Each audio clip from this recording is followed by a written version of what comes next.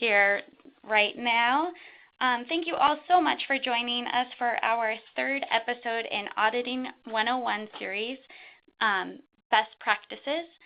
Today we're going to talk about some of the best practices that we feel for food allergy and gluten-free serving in kind of more of a college and university setting. However, these practices can be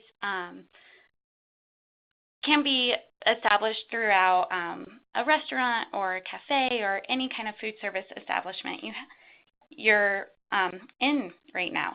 So before we get started, I wanted to go ahead and take you through a couple of housekeeping items. We will mute today's webinar so you won't have to worry about background noise whenever you're watching the webinar. On your screen, you will see a small chat box. Please use that chat box to type in any questions you have as we go through the slides today. At the end of the webinar, we'll be able to get them answered. We have about 15 minutes for a Q&A session, so please don't be shy.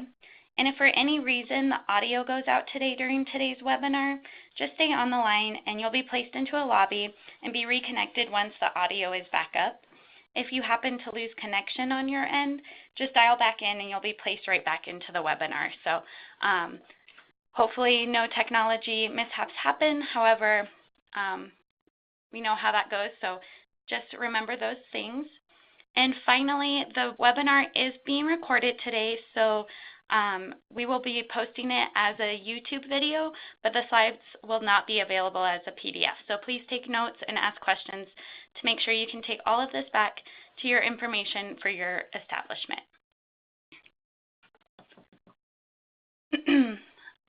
I'm just going to quickly read over the MenuTrinfo disclaimer very quickly.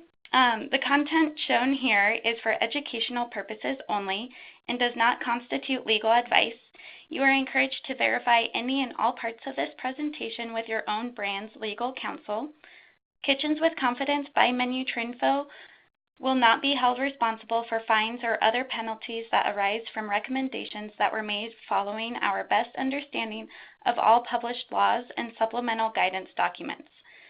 This webinar contains material protected under international and federal copyright laws and treaties. Any unauthorized reprint or use of any kind of this material is prohibited. No part of this webinar may be reproduced or transmitted in any form or by any means, electronic or mechanical, including photocopying, recording, or by any information storage and retrieval systems without express written permission from MenuTrinfo, the author and publisher. All right, now that we got through all of that fun stuff, I want to introduce our speakers, Michele Lefebvre, and I'm sorry, Michele, if I totally butchered your last name, but Michele is here with us and she is the Director of Nutrition Management from Cornell Dining. Not long after college graduation, Michele started her first company, a personal chef and nutrition counseling company. Cooking meals for families gave her the expertise in food allergies and ingredient substitutions. She was able to take this knowledge into campus dining, where she has worked for the last 10 years.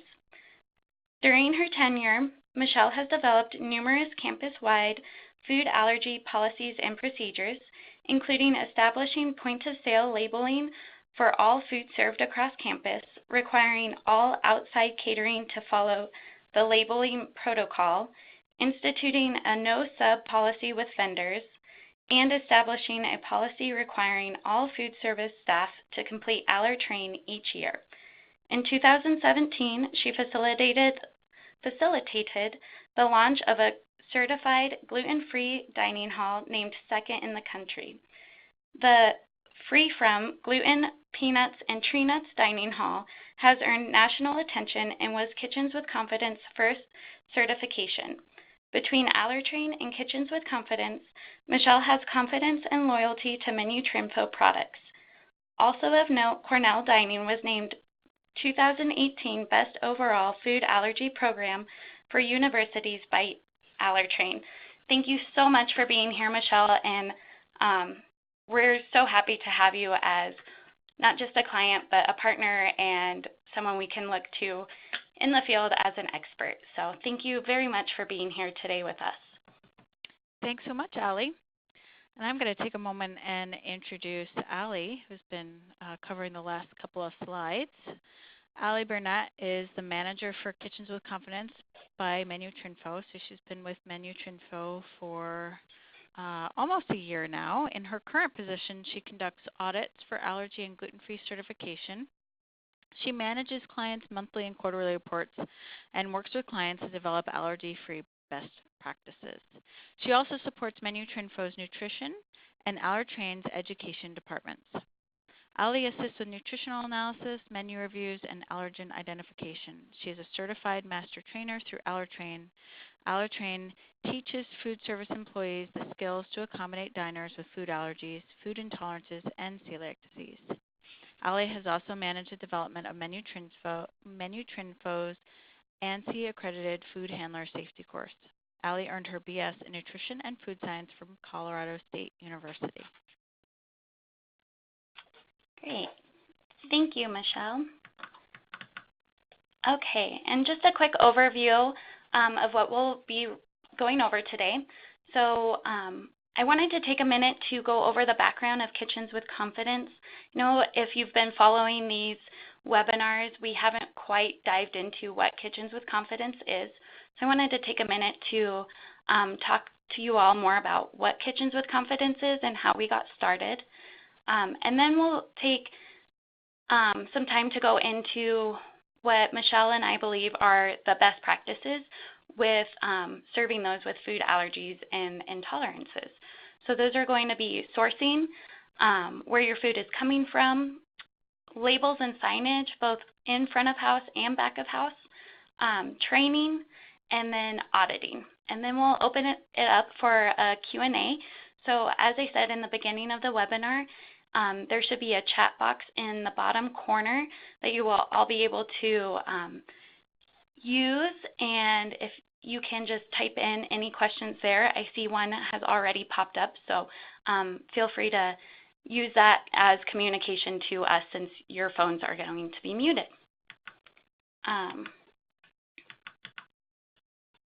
All right. So as I said, a little background on Kitchens with Confidence. In 2013-2014, MenuTrinfo, who is the parent company of Kitchens with Confidence, and FAIR partnered to conduct joint audits for colleges and universities. These were food allergy audits. We had conducted at least 12 audits, but the challenge was FAIR did not want to accreditate or certify these spaces because it was not within their mission as a nonprofit to do so. So we as a company wanted to be able to recognize the food service establishments for going through the audit process and hold them accountable for their efforts. Betsy Craig, the CEO of MenuTrinfo, knew that she was going to be able to create a wholly owned subsidiary within MenuTrinfo called Kitchens with Confidence, which officially launched in 2016.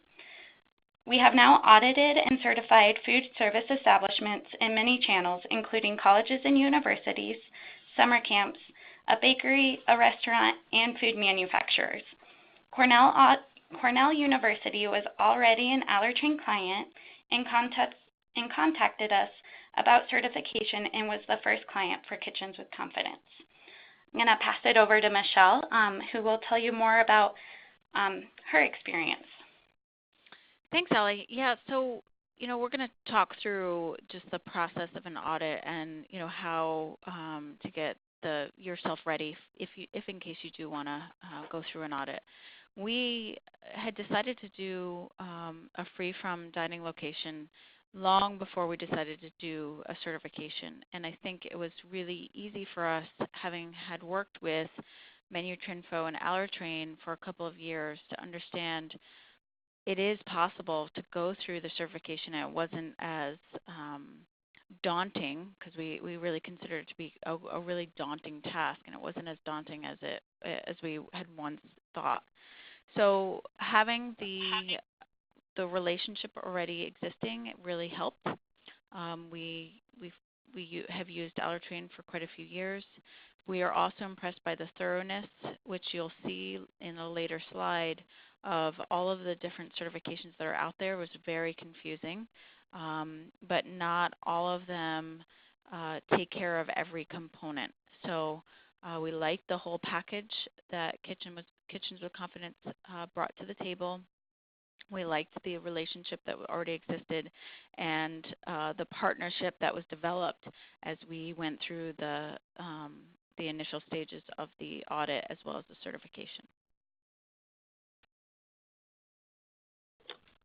Thank you, Michele.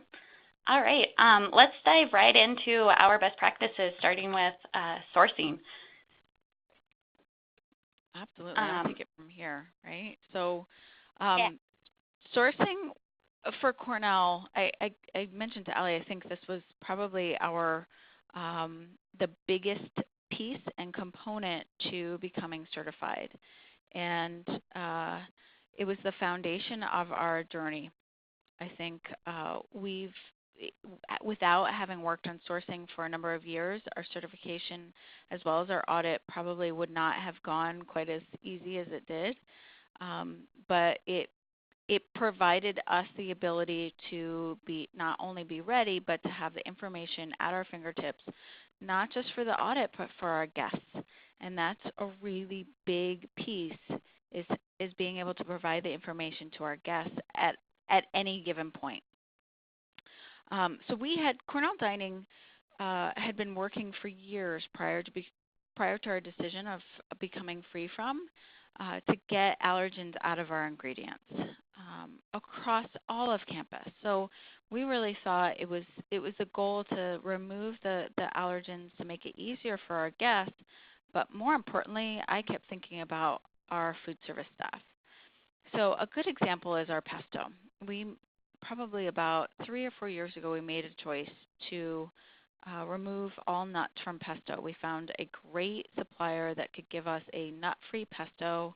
That actually this pesto company doesn't use anything in place of the nuts, and it's really delicious. If somebody were to try it next to a nut pesto, they wouldn't know.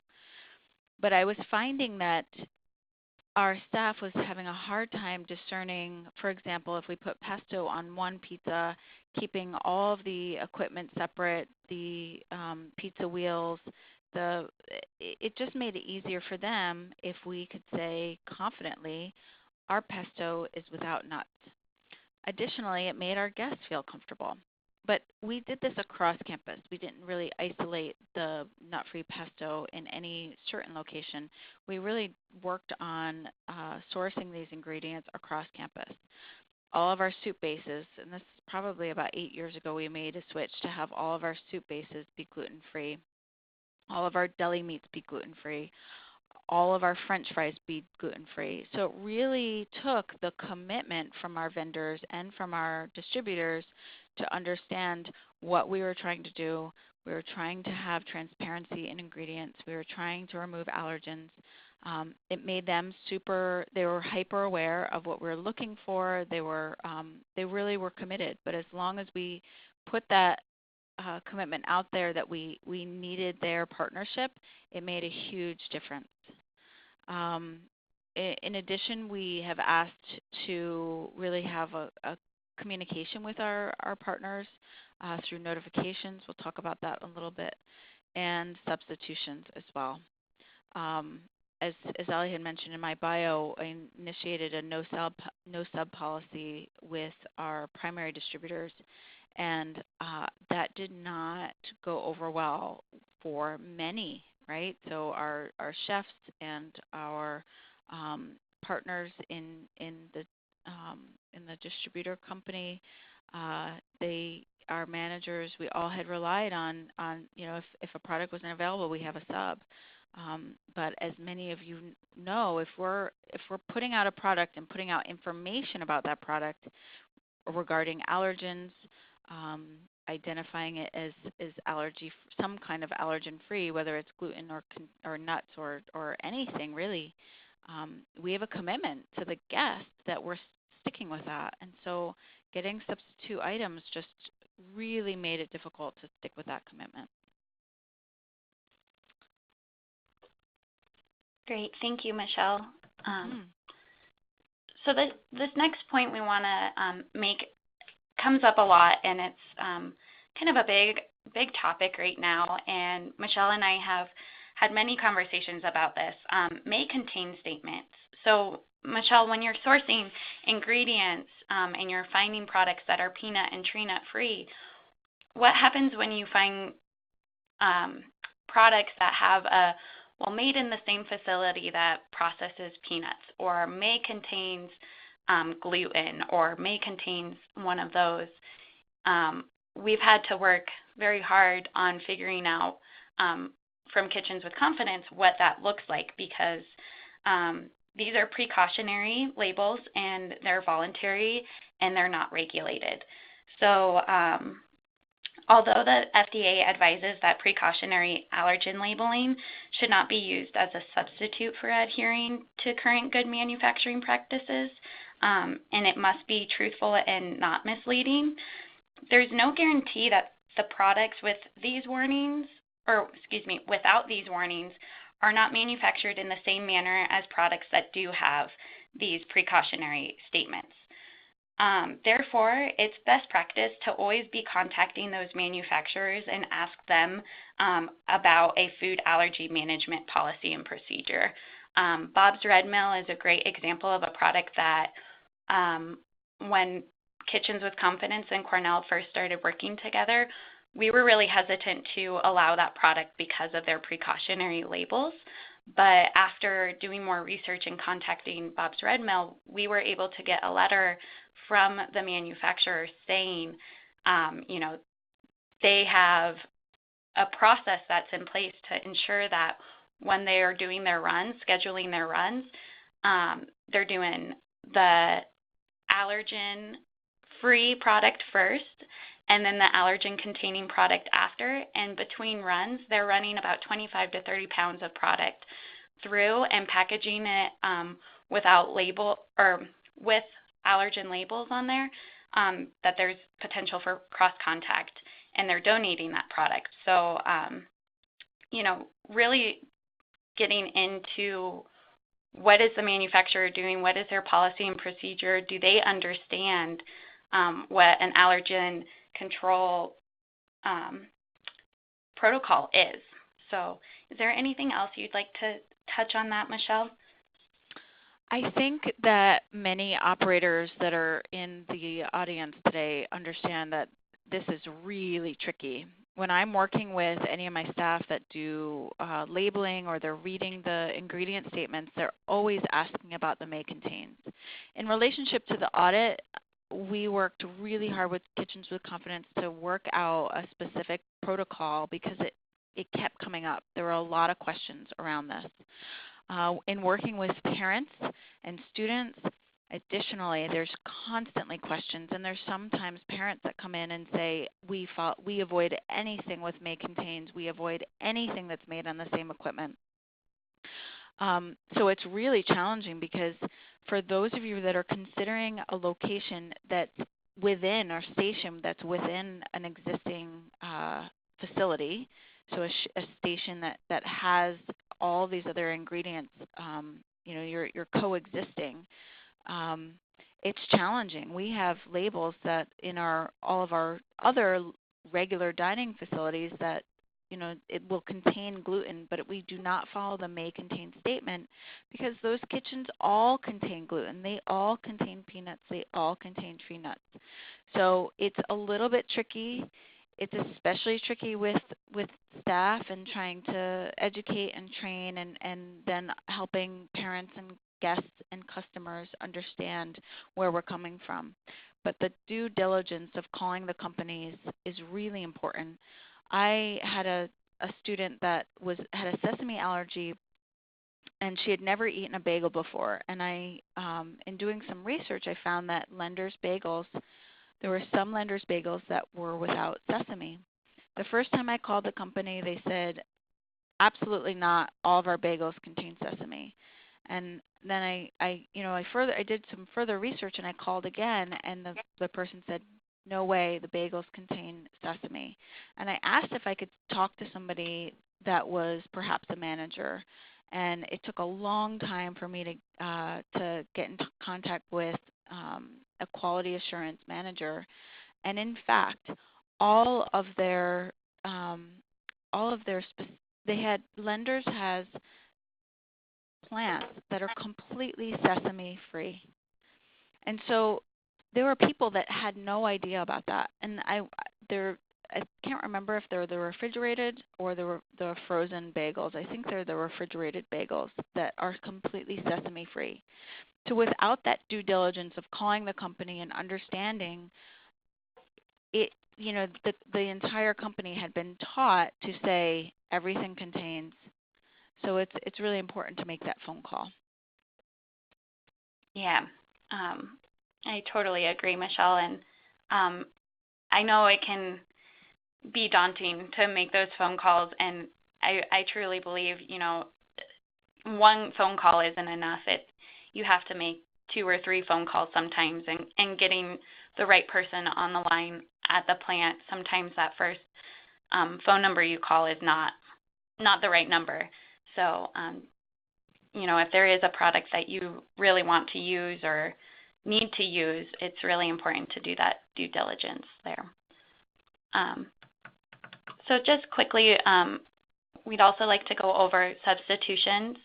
And this kind of ties in with training, which is another point we'll go into. But knowing that having your staff really understand that the same products might have different ingredients, in the sense that you might carry one ketchup and a vendor has a substitution that week or that month and brings you a different kind of ketchup.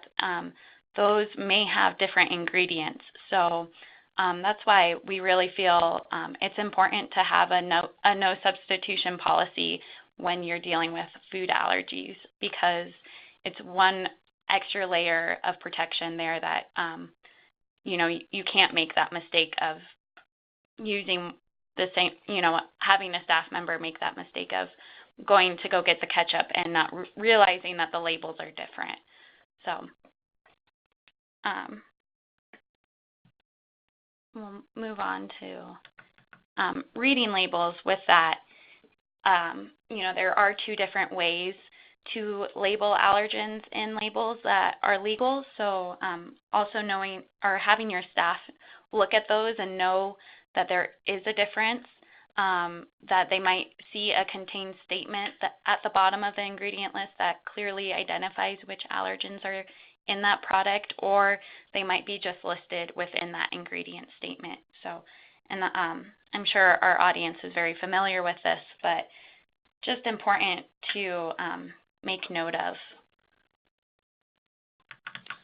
And then finally, with recalls, making sure that you're setting up notifications through not just vendors, but the USDA, and having those recalls set up. I know most recently there was an almond milk recall on August 3rd for a possible dairy cross-contact. And Michele, do you want to talk about how Cornell handled that? Yeah, so we work directly with our purchasing department to understand all recalls, whether they're foodborne illness or allergen or other. It's really our commitment with our purchasing department is for them to fully understand what's important to us. In fact, we even had our purchasing manager complete allertrain manager, so they are fully trained on understanding what to look for, but what also to speak to. And our purchasing managers signed up through USDA. You can get notifications, and they had heard about the almond milk recall almost immediately, and were reacting immediately to find out, was the almond milk that we were using at all a problem? And they went back and checked with our vendors, checked with with where we're selling it, and in fact, then communicated to our team we were safe. However, that communication made a big difference for all of our operators. And so having that relationship with purchasing really makes a big difference for them to understand not only what they're looking for, but also that it's really important to have that open communication. Awesome. Thank you, Michele. All right, and moving on to our second big point here is labels and signage. And on the screen here, you'll see a picture of a Kitchens with Confidence seal. So depending on what certification you'd like your space to be. So in this example, I believe Cornell has this seal. It's tree nut, peanut, and wheat. And those boxes there, we can put any of the allergens. So you might have all top 8 or, just peanut, tree nut. But that's just something you can use after you go through our auditing and certification process. And once you're certified, you can use this seal on products. So it's a clear way of labeling your products.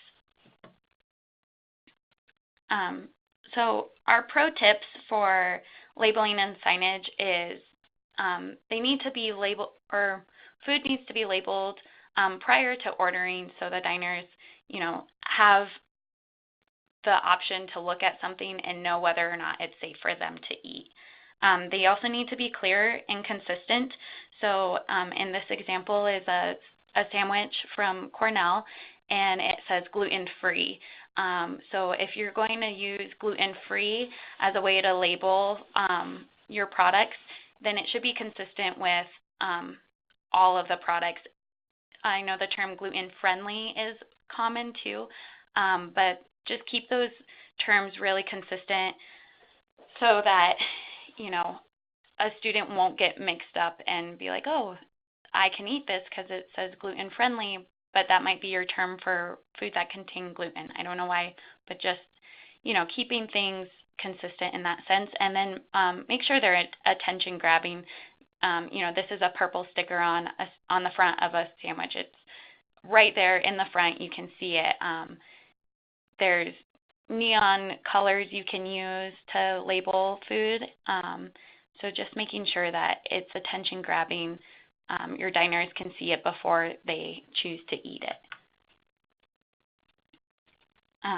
And then labels and signage in the front of house. What I've already said, making sure that it's clear, it's there. This is a cooler at Cornell that has all gluten-free products in it. So not only do they have the ribbon at the top of the cooler, but they also have a sign that says gluten-free. Is there anything you'd like to mention here, Michele, about your front of house labeling and signage? Yeah, absolutely. It's interesting because we opened, so our free from dining facility also produces grab-and-go sandwiches and salads that are shown here. So we distribute them across our a la carte locations on campus. And we really wanted to highlight those in a little bit of a different way. So like you said, they were eye-catching for those that were coming in, didn't have a lot of time, but needed something that was gluten-free or peanut-free. And one thing I noticed, we opened with these stickers last fall, so August of 2017. And since then, we've worked with Kitchens with Confidence to use the seal that Allie demonstrated 2 slides ago. So now all of those sandwiches and salads have the Kitchens with Confidence seal. So they, I kept looking at the station, which I thought was great because, we're really highlighting that things are gluten-free, but we weren't highlighting that we were avoiding peanuts and tree nuts too. So, we were using sunflower seed butter instead of peanut butter on our sandwich. So sunflower seed butter and jelly, and there were students that were looking for those sort of things. So that seal is fantastic in that it's a really great way to just quickly discern, okay, this is free from peanuts, tree nuts, and gluten. And the people that are eating that way, they know to look for those things. So once you have the eye-catching signage, they really grow to rely on it. Yeah, thank you, Michele. And then here's a great picture. I really do love this picture, Michele. It's from the back of house in Risley, correct? and No, it this has is the actually not in Risley. We have this in another dining facility. So we oh, have okay. So, yeah. but I love the big stickers that say gluten-free on that fryer. They're really eye-catching, and the back of house should be consistent with the front of house labeling as well, and teaching your staff and having that signage and keeping it fresh and noticeable and attention-grabbing for your staff too, so they don't make a mistake in the back of house when they're preparing, allergen-free food as well.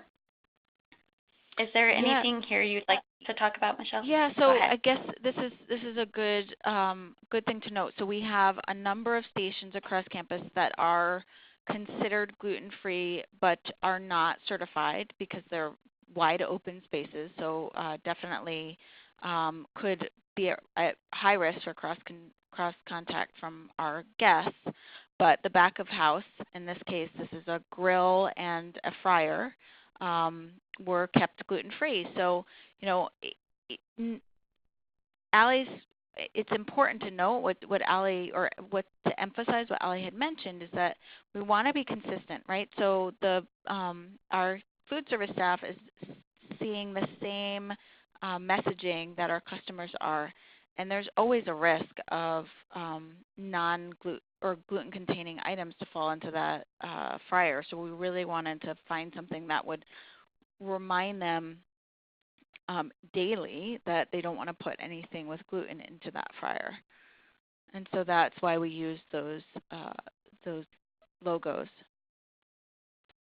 Yeah, great. Thank you, Michele. All right, so we're getting close to our time here, so we'll go pretty quickly through these next two topics. Training. So as you all probably know, since you're attending this webinar, Allertrain has a whole suite of courses that we offer for food service establishments for training, all the way from the manager level all the way down to your food handlers, hosts, bussers, and even RAs, resident advisors, on the college and university side of things. So as part of an audit, we really, really encourage having a comprehensive third-party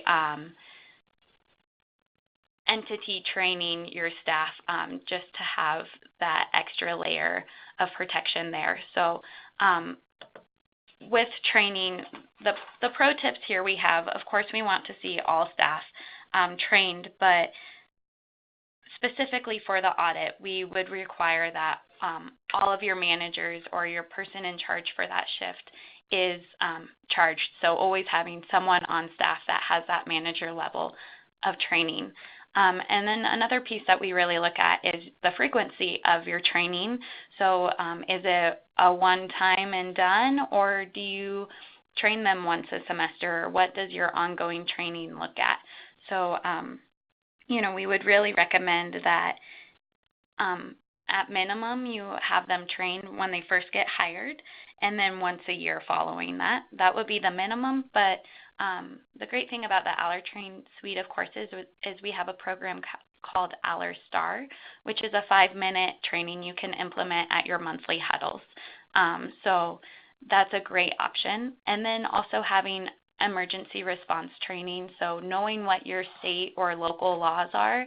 New York and Pennsylvania are really working towards having epinephrine available in food service operations, and so knowing what your laws are and having training on those specific laws of what emergency response you are allowed to do is what we would highly recommend, and those are kind of our pro tips there.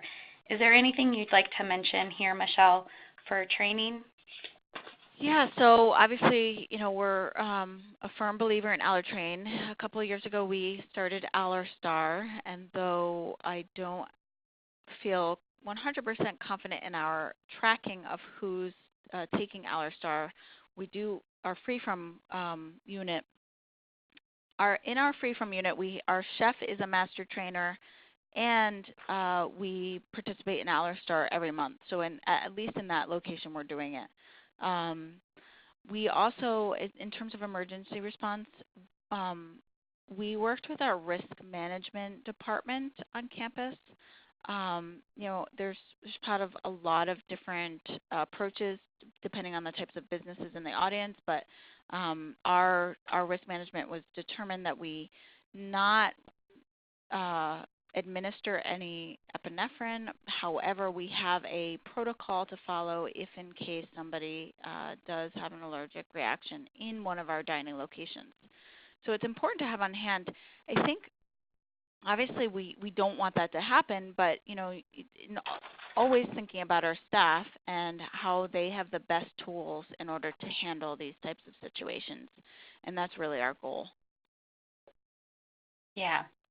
And that's awesome. I really agree with depending on what the food service establishment is, you're going to have to work with your university or college's procedures you already have in place. So coming up with a plan that's cohesive and comprehensive there is really encouraged.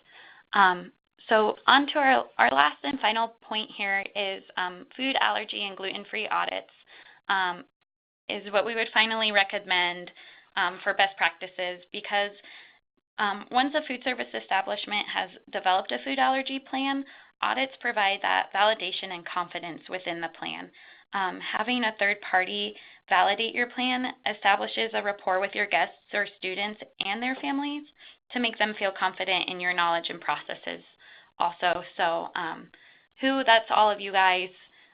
What Kitchens with Confidence is a third-party validation. You can sign up today for those.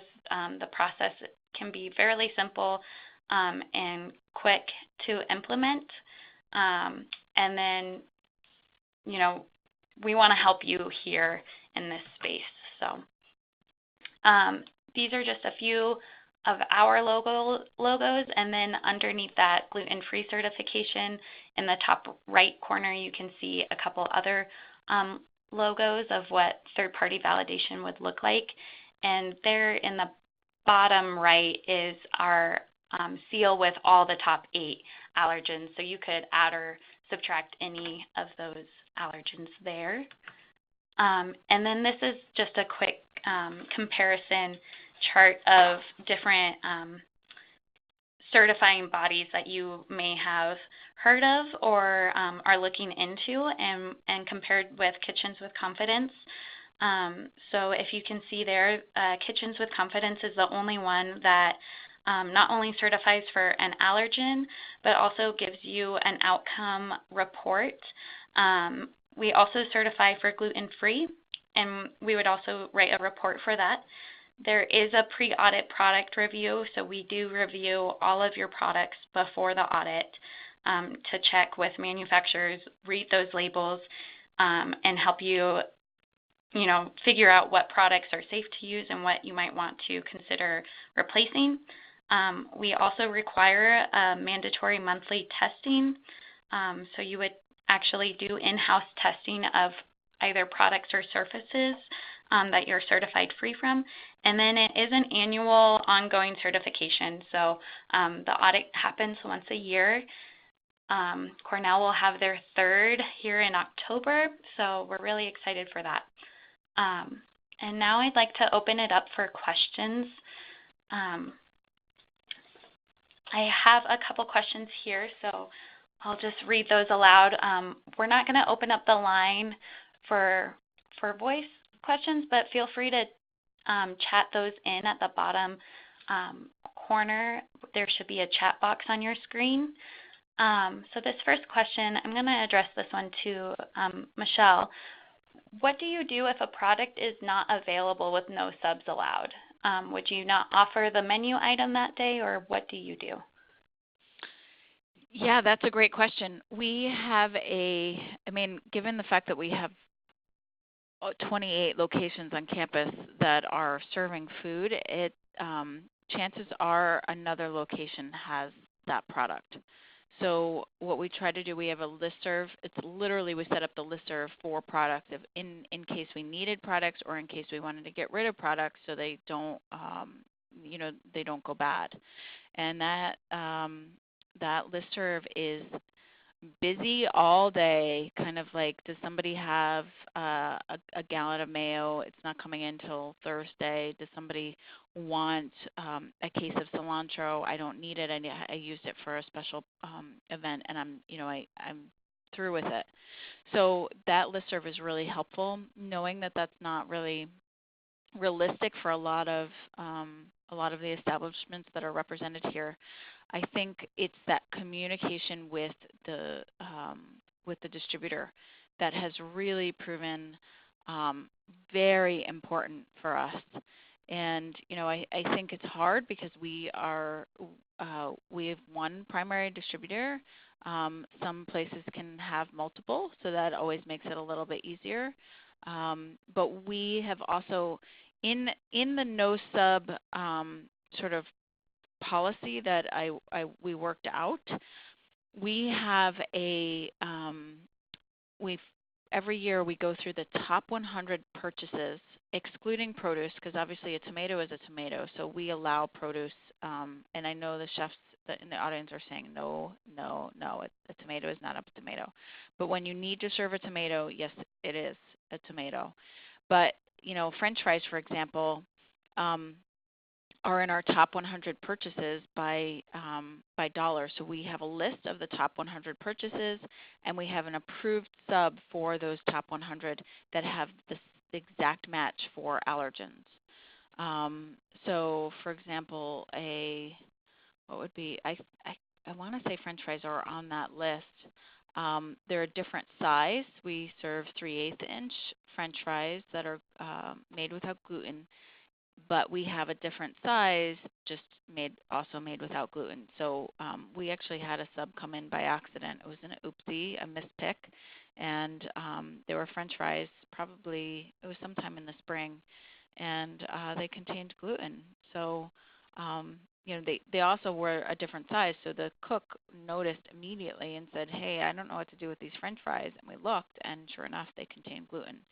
So even with the no sub, we still have issues. But having access to other locations that might have that product, having the relationship with the vendor so that they know ahead of time if in fact products are going to be out, so we can menu differently. And then lastly, being able to work off that no sub list really, really helps. Yeah. Thank you, Michele. I hope that answered the listeners' questions about it. I feel like it was a very thorough answer, so thank you. This next question, I believe, is more geared towards me. So it's, have you considered developing AllerStar for the Canadian context? That is a wonderful question and something that I'm not 100% sure on. I believe we would have considered it if the AllerStar that we have already created does not have the Canadian context. So that is a question that I will follow up with that listener. And if you guys have any other questions about AllerTrain, the suite of courses, feel free to reach out to allertrain@menutrinfo.com. You can just email more specific AllerTrain questions there. Since I'm not the manager there, I know only so much, but yeah. So the next question, Michele, are you self-op at Cornell? Yes, we are self-operated. Okay, great. Thank you. And then this next question is, I like the stickers you had on the fryers. Is that something available for others to obtain? We have designated several fryers as gluten-free, and I like the idea of it being on the fryer as a reminder. Michele, you did not obtain those stickers from us. Do you want to share where you got those stickers, or yeah, we actually designed them. I have a design, a number of students that work for me, and one of my students designed a series of stickers. So we have gluten-free, we have allergy-free, we have a whole series that we use, and we put on a bunch of our stations in our locations. Okay, awesome. So if that listener needs to get in contact with Michele or myself about, how to create those stickers, feel free to reach out, or I'll reach out to you. after this and get you in contact with Michele. So I think that's all the time we have for questions, and that's all the questions I see right now. So if anyone has any last-minute questions, feel free to type those in. But thank you all so much for attending and participating in this webinar.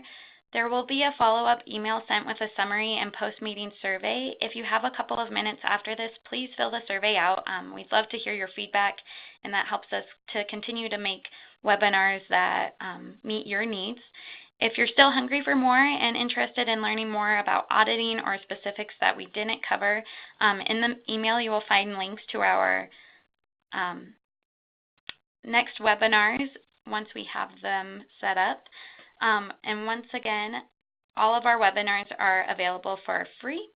You can also sign up for our free newsletter and stay up to date with all food allergy news, legislation, and training tips and tricks at www.menutrendfo.com. And finally, if you have any questions, feel free to reach out to me at Ally, that's ALLY, at menutrendfo.com. Thank you all so much for your time. I really hope you found value in this webinar. Thank you, and special thank you to you, Michele.